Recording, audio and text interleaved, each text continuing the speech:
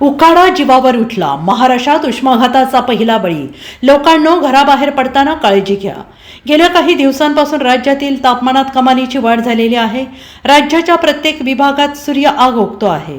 अकोला जिल्ह्यात गेल्या 2 ते 3 दिवसांपासून उष्णतेचा कहर पाहायला मिळत असून अकोल्याचे तापमान 44 अंश सेल्सिअसवर गेलेलं आहे. त्यामुळे नागरिकांनी काम असेल तरच घराबाहेर पडावं असं आवाहन प्रशासनाकडून करण्यात आलं आहे.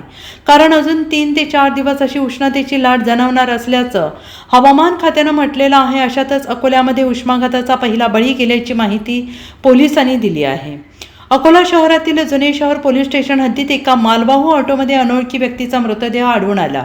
याबाबत माहिती मिळताच पोलीस घटनास्थळी दाखल झाले. मृतदेहाच्या अंगावर कुठल्याही मारहाणीचा तसेच जखमा नाहीत.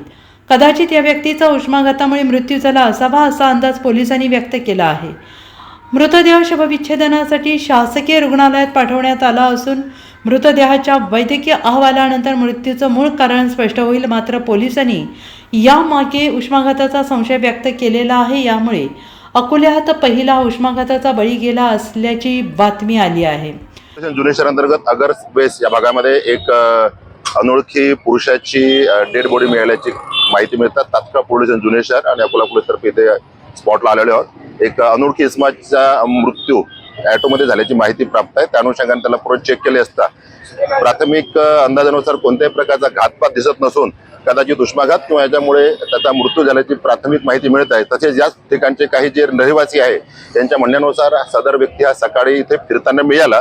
तरीही संबंधित मृत व्यक्तीला GMC येथे पुढील कारवाईस तो पाठवण्यात येत असून पोस्टमॉर्टम झाल्यानंतर आणखी सविस्तरपणे पोलीस तपासामध्ये निष्पन्न होईल.